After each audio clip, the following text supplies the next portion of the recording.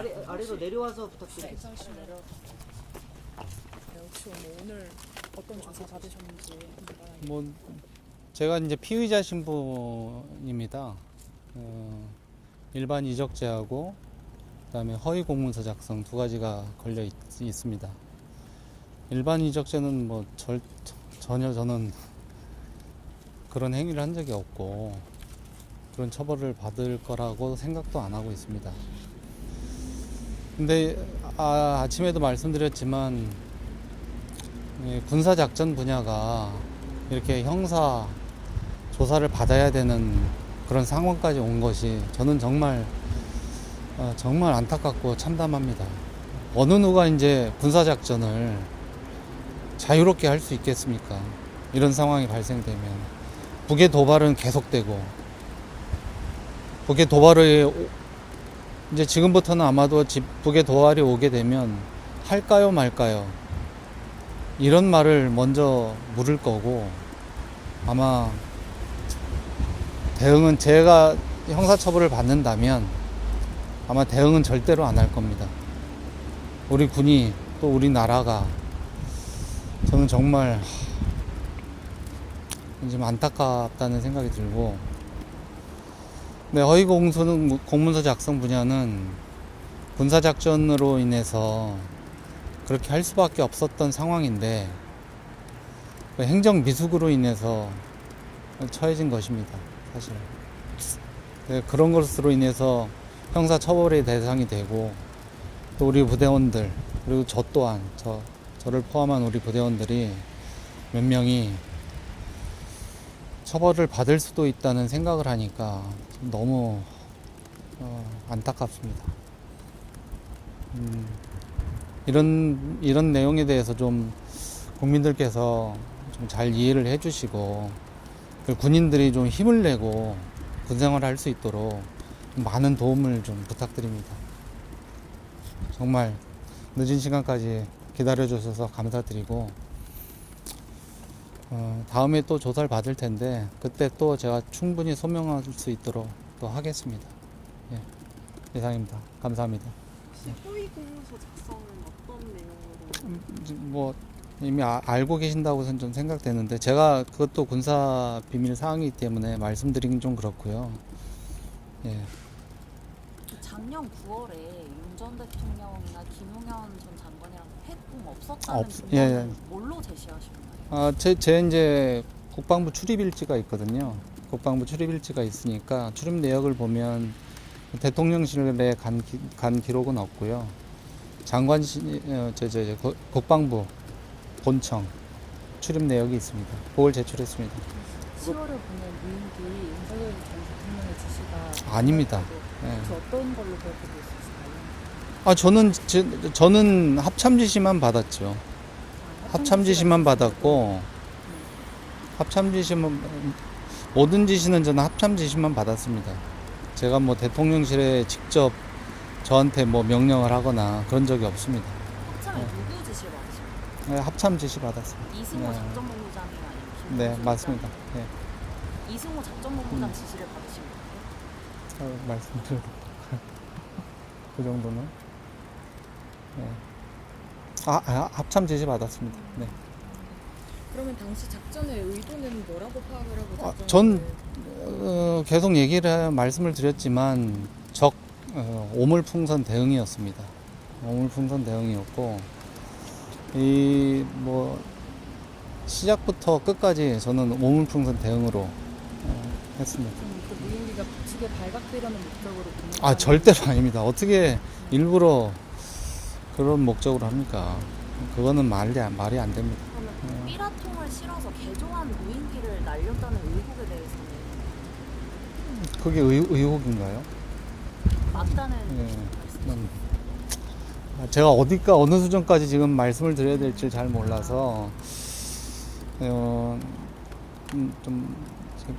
제 답을 잘 못 드려도 좀 이해를 좀 해주시기 바랍니다. 그 무인기가 작전에 적합하지 않은 교육용 무인기였다는 얘기들이 있는데 근데 그거는 저한테 주어진 거잖아요. 제가 사령관으로 가서 제가 받은 게 아니고 이미 있는 장비지 않습니까? 근데 그 장비 가지고 제가 전력을 극대화시키는 노력을 반드시 해야 된다고 생각을 합니다. 그것이 뭐 좋은 장비든 나쁜 장비든 제가 가지고 있는 장비를 극대화시키기 위한 노력을 해서 한 거지, 그게 교육용이다, 뭐 전투용으로 부적합하다, 이 판단은 저는 제가 가지고 있는 장비잖아요. 그러니까 판단은. 전투용 장비 무인기는 따로 없어서 교육용으로 날리신 거라고 이해하는 거죠? 아니, 이제 제가 가지고 있는 장비가 그거밖에 없으니까요. 그 질문까지 답을 드리는 거는 네. 군사기밀 수준이 너무 좀 높아진 네, 네. 문제라서 10월에서 답이 11월 사이 몇 차례 날리시죠? 아, 그것도 좀 말씀드리고. 공문서 작성 어쩔 수 없는 부분이 있다고 하셨는데 네. 뭐 지시가 있었다든지 뭐 사정이 있으면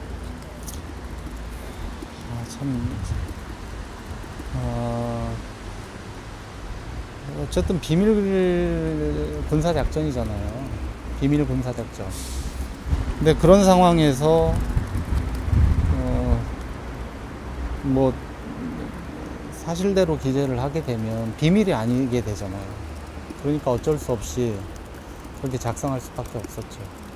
비행기 보낸 거에 대해서 김영현 장관과 수시로 전화하면서 드론 작전 논의했다는 얘기 나와 있는데요.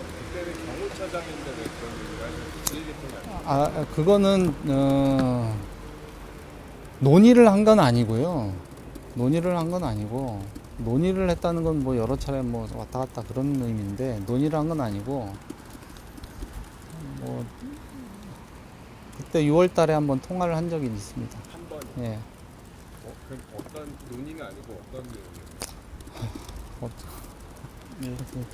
그 부분 좀 설명 내용 설명까지는 조금 예, 좀, 문제가 네. 있어서 네.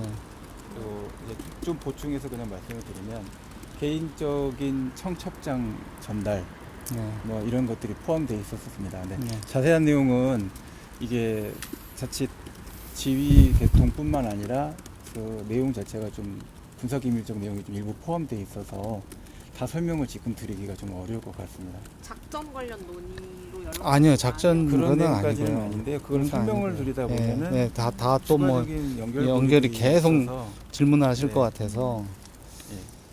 혹시 특검 측에서 받은 질문이나 제시받은 자료 중에 좀 기억에 남으시는 게 있을까요? 약간 이런 자료는 좀 진짜 확실히 소명을 해야 됐다 이런 거라든가. 뭐 일반 이적에 대한 거는 뭐 그건 좀 적극적으로 설명을 했습니다. 작전 수행하시면서 뭔가 절차적으로 문제가 있다고 느낀 부분은 아, 전혀 없습니다. 지금 이건 정당한 작전이라고 저는 생각을 하고. 그 무인기 투입 지시에 관해서 군에서 은폐하려는 시도가 있었다는 얘기가 있는데 혹시 그건 아시는 바가 있을까요? 아, 이게 자꾸 더 깊게 들어가면 군사 분야가 너무, 지금 말씀드린 부분들도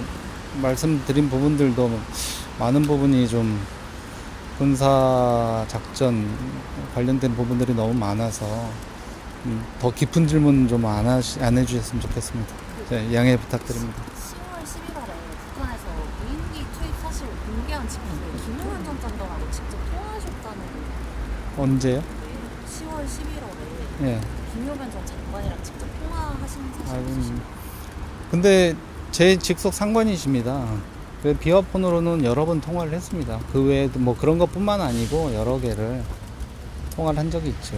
당연히 직속 상관이셨습니다. 장관 취임하신 예, 장관 취임하신 이후에. 그 10월 11월이면은 그간 내란 수사에 대한 기록을 보면은 김용현 장관이 사실상 비상계엄을 많이 준비를 하고 논의를 했던 시점인데 사령관님은 그 소통하면서 전혀 그런 걸 못 전혀 못 느꼈습니다.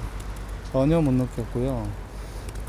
제 이제 뭐 압수수색 영장에도 보면은 비상계엄을 마음 먹었다고 저보고 좀 표현이 있더라고요. 비상계엄 전 생각해 본 적도 없고, 비상계엄 당일날 전 집안에 있었고 TV를 통해서 알았습니다. TV를 통해서 알았고, 그리고 아직 제가 핸드폰이나 포렌식을 안 했는데 거기에 보면 제 행적이 다 나올 테니까요. 그 내용도 일부 오늘 진술은 해드렸습니다.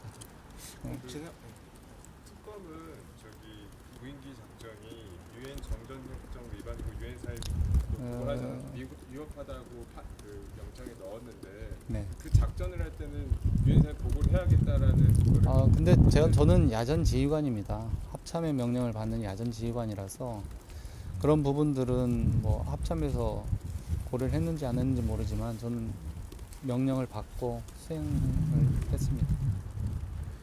지나고 나니까 김용현 장관이 계엄을 때문에 이용을 했다거나 그런 느낌을 받으시지는 않으세요? 좀 예민한 질문이신 것 같은데, 근데 저는 지금 생각해봐도 비상계엄과 우리 이 작전이 연결고리가 전혀 없다고 저는 생각을 합니다. 왜냐하면 이제 저 연평도 포격 도발 아시나요? 옛날에 연평도 포격 도발이 있었잖아요. 실제 포탄이 날아다니고 해도 전쟁은 그렇게 쉽게 일어나지는 않습니다. 그리고 연평해전을 보셔도 아시겠지만 연평해전도 서로 이제 무력 충돌이 있었잖아요. 그렇게 돼도 전쟁은 그렇게 쉽게 일어나지는 않거든요. 근데 우리가 이걸로 좀 뭐 작전을 몇 번 했다고 도발 유도다? 너무 크게 프레임을 가지고 가는 것 같습니다. 그런 프레임 때문에 군사작전 분야가 지금 형사조사의 대상이 되었다고 저는 생각을 합니다. 그럼 그 작전을 준비하는 과정에서 가령 이런 무인기를 통해서 전단에 날리는 걸로 북한이 도발 혹은 대응을 할 수 있다라는 거를 예상하거나 그런지 단 하나도 없습니다. 그러니까 적어도 합참이나 부작사 안에서는 그러니까 이러면 북한이 공격을 하거나 또 과격한 대응을 할 수 있겠다라는 논의나 우려는 하나도 없었다고. 저는 없었습니다. 저는 없었고 뭐 상급부대 차원에서는 그건 모르겠습니다. 그 무인기 추락한 지점이나 삐라가 떨어진 지점이 되게 너무 진짜 너무 구체적인 질문은 제가 좀 답변을 드릴 방법이 없습니다. 뭔가 도발 목적이 아니면은 그 오물풍선의 비례적 대응 목적이라고 봐야 되나요? 네, 저는 오물풍선 대응으로 준비를 했었고, 그 특검에서 현역 장교 녹취록도 제시를 했나요? 안 했습니다. 윤 전 대통령 지시가 있다고 들었고 녹취록은 제시 안 박수치고 했습니다. 좋아했다라는 어떤 그런 네, 녹취록 제시는 안 했습니다. 그거에 관한 진술 그 질문 없으셨어요? 예, 없었습니다. 녹취 관련해서 네, 그 박수 치고 이 질문은 질문 자체가 없었습니다. 이게 비밀 작전이어서 아까 서류를 뭐 좀 다르게 써야 된다고 아까 설명해 주셨는데 그렇게 생각하셨던 건 본인의 생각이셨던 거예요? 누구 지시가 있었던 거예요? 제 생각이었습니다. 보도들 보면 내부 실무자들의 어떤 드론사 안에서 반대가 있었는데도 사령관님께서 강행을 하셨다 이런 어떤 반대? 있었다고 어떤 반대? 무엇에 대한 반대인지 물어보시면 무인기 작전에 대한 근데 뭐 저한테 직접적으로 반대 의사를 표명했던 기억은 없고요. 그냥 내부적으로 뭐 본인들끼리 얘기한 것은 있을지 없을지 그것도 모르겠습니다. 그러면 여러 무인기의 성능 오류라든지 뭐 어떤 북한의 GPS 교환 시도에 대한 뭐 우려라든지 이런 우려들이 있는 걸 인지하신 상태에서 작전을 진행하셨다고 이해하면 될까요? 그것에 대해서 제가 다시 한번 질문 해주실래요? 그러니까 어떤 무인기의 오류 가능성이나 이게 완벽하게 작전이 수행이 되지 않았을 가능성도 좀 염두에 두고 일단 오물풍선 대응 성격에서 작전을 임하신 건지. 근데 그걸 말씀드리자면 우리 이제 무인기의 성능까지 말씀을 드려야 되는데 그거는 좀 제가 답변 드리기가 좀 혹시 다른 분들도 그게 비례 대응이라고 같이 생각하셨을까요? 다른 분이라는 게 누구? 같이 작전 수행하셨던 분들이나 명령 내리셨던 분들. 그 개개인의 생각은 제가 못 들었는데 아마도 그렇게 생각하지 않았을까 싶습니다. 어떤 의견을 따로 들으신 건 없으실까요? 저는 뭐 계속 얘기를 했으니까. 옆에서 이렇게 조사받으시는 분들 표정들을 보니까 비슷한 생각들을 다 갖고 계셨던 것 같습니다. 그건 제가 보는 관점에서 옆에서 지켜본 목적으로는 동일한 목적으로 동일하게 비례적 대응을 하는데 이 수단이 필요하다라고 생각들을 하셨던 것 같습니다. 네. 대질 신문 같은 게 있어요? 없었습니다. 근데 조사받으신 분들 얼굴 봤다는 거. 복도에서도 좀 지나가 마주치면서. 마주칠 어떤 분들이 6층이 예. 뭐 그것까지는 제가 예. 말씀드리는 건 좀 선을 넘는 것 같고요. 예. 예. 특검에서 브리핑이 아마 있지 않으실까 합니다. 윤 전 대통령이랑 직접 그런 통화하는 없습니다. 건 기록도 제시된 게 없다는 아, 거죠? 네, 제시할 수가 없죠. 제가 뭐 통화한 게 없는데. 그럼 합참을 통해서만 네, 지시를 저는 받았다. 합참 지시만 받았습니다. 합참 지시만. 그 합참 지시를 받은 시점이 그럼 예, 언제쯤인지는 뭐, 그 어간에 대통령께서는 이 무인기 작전 자체에 대해서 몰랐다고 하시는데 이에 대해서 전 잘 모르겠습니다. 그 대통령께서 말씀하신 건, 전 대통령께서 말씀하신 거는 뭐 잘 모르겠습니다. 혹시 교육용 삐라에 3D 프린터기를 사용해서 그만 좀, 네, 그거는 이제. 제가 좀, 그러면 궁금한 게 첫 지시를 받았던 게 김용현 전 장관인 건지 아니면 이승호 합참작전본부장인 건지. 저는 이승호 본부장한테 받았죠, 저는. 당연히. 근데 논의는 나중에 추후에 장관과도 같이 했다는 말씀이신 거죠? 취지가. 논의를 같이 아까 하셨다고. 아까 오늘 출석할 때 들어가셨을 때 김용현 전 장관하고도 논의를 좀 하셨다고. 제가 그랬나요? 제가. 네, 당연히 장관이니까 하셨다고. 아. 네. 그거는 네, 뭐. 두 분의 장관께 다 보고가 됐다는 얘기 네. 해주시는 게 맞습니다. 네네네. 중앙일보 김상진인데 조사를 받으러 오시면서 군복을 입으신 이유는 뭡니까? 잘 못 들었어요. 제복을 입으신 이유가 뭔지. 이유요? 제가 군인이니까요. 예. 자랑스러운 군인입니다. 저는 아까도 말씀드렸지만 국민과 국가를 위해서만 생각을 했고, 저는 모든 행동이 우리 국민을 지키기 위한 행동이었다고 저는 생각을 하는데, 법의 잣대로 보면 또 그렇지도 않은 것 같다는 것이 좀 너무 좀 아이러니하고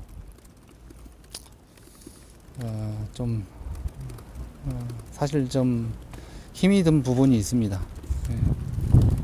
이게 왜냐면 예컨대 북한이 목함 네. 지뢰가 터져서 그 당시 우리 군이 대응을 할 때는 대구 확성기를 틀었는데 네. 대구 확성기를 튼 게 북한 영토에 영향을 끼치는 것은 아니고 소리가 넘어가는 거지 않습니까? 네. 근데 이번에 무인기는 어쩌면 북한의 영공을 오물풍선은요? 오물풍선. 그러니까 기존에 우리가 대항하는 군사작전과는 조금 다른 면이에요. 북한 영공을 그건 이제 의견을 좀 말씀드리는 싶은 부분이 북한 지역을 영토 영공이라고 표현하는 거는 저는 큰 문제가 있다고 생각합니다. 다이를 어떻게 표현할지 모르겠습니다만 네. 적국이라고 표현 안 해요. 적국은 아니고요. 적국과 적을 좀 구분하셨으면 좋겠어요. 네. 국가로서 저희가 북한을 인정하고 있는 것은 아니기 때문에 저희가 좀 헌법상. 약간 어려운 부분일 수도 있긴 하지만 네. 중요한 부분이라고 생각을 하고요. 그래서 그와 관련된 이제 소장님께서 말씀하고 싶으신 부분들은 그런 부분들 북한이 때문에 무인기를 보낸 것은 우리가 도발이라고 못했는데 우리나라가 무인기를 보낸 것은 우리나라 관점에서 해석을 하는 게 정당하다고 생각합니다. 네, 그걸 북한의 입장에서 생각해야 될 문제는 아니라고 생각합니다. 그래서 아까부터 그 군사작전의 목적이 무엇이냐고 여쭤봤는데 왜냐면 이것이 도발이 아니라 군사작전이라고 정보수집이라는 너무 깊은 저기를 하셔서 이제 이 정도까지만 좀 했으면 좋겠습니다. 이제 저도 제가 아침부터 조사를 받았고 좀 굉장히 힘든 부분이 있어서 특검에서 윤 전 대통령이랑 공모라고 의심하는 근거로 제시한 게 그럼 작년 9월 해군 그거 하나입니다. 예. 근데 저 그것에 대해서는 근거 자료를 제출했고. 예. 그럼 특검에서는 그 회동이 있었다고 내밀었던 근거는 혹시 뭐? 그건 제가 물어봤는데 제시된 건 제시된 건 없었습니다. 그 무인기 작전이 비례대응 원칙이라고 하셨잖아요. 근데 22년에 북한이 우리 항공 침범했을 때 국방부는 그 일부합의 명백하게 위반한 도발 행위라고 했거든요. 네. 그러니까 그게 드론 제작사에 대한 당연히 그 부분에 대해서 근데 제가 저 특검에서도 질문을 했었는데 그 사실이 제가 몰랐습니다.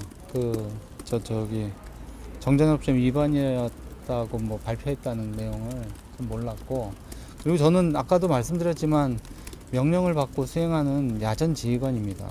합참의 지시를 받고 수행하는 야전 지휘관이지, 제가 그걸 야전 지휘관일 뿐입니다. 그러니까 합참도 그걸 몰랐을 거라고 생각하시는지 그건- 아니면 알고도 했다고 생각하시는지. 그 판단을 제가 그때는 하진 않았습니다. 취임하시고 그만하셨으면 좋겠는데요. 죄송합니다. 작년에 이제 상반기 취임하시고 나서 그런 오물풍선 대응에 대한 생각을 바로 하셨던 건가요? 그렇죠. 오물풍선이 5월 말부터 5월 20 며칠부터였을 겁니다. 그래서 제가 이제 왜 그러냐면 드론 작전 사령부 령이 있습니다. 그 령에 보면 심리전 등의 군사 작전을 하라는 임무가 있습니다. 저한테. 그래서 저는 그 임무에 따라서 제가 생각을 해서 고민을 하고 그렇게 해서 아시는 내용들을 했던 것 뿐인데, 그것이 지금은 일반이적이다, 허위 공문서 작성이다 이러니 좀 굉장히 좀 심적으로 제가 좀 힘들고 참담한 편입니다. 마지막으로 네. 하나만 네, 더 하나만, 받고 네. 그거 이제 마무리하겠습니다.